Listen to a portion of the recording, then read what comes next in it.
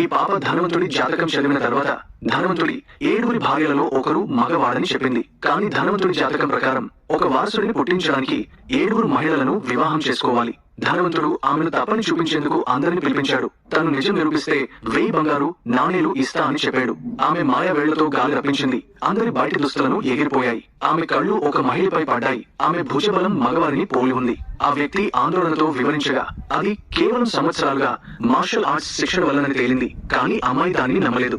ఆమె వెంటనే ధైర్యంగా ఆమె స్కర్ట్ ను ఎత్తి చూడగా ఆమె నిజంగా మహిళ అని కనుగొంది. ఆమె సిగ్గుపడి క్షమాపణ చెబుతుండగా ధనవంతుడు గర్వంగా అన్నాడు, వీళ్లలో ఎవరు మగవాడు కాదు. కానీ అమ్మాయి నమ్మలేదు.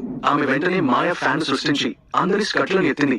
ఇతర మహిళలు సహజంగా తమ స్కర్ట్లను నొక్కి పట్టుకున్నారు. కానీ ఒకరు మాత్రం చేయలేదు. కాబట్టి అమ్మాయి ఆమె నకిలీ అని చెప్పింది. ఎందుకంటే మహిళలు మాత్రమే సహజంగా తమ స్కర్ట్లను నొక్కుతారు. కానీ ఆమె దానిని ఒప్పుకోలేదు. అమ్మాయి ధృవీకరించేందుకు మళ్లీ చెక్ చేసింది. ఆమె మగవాడు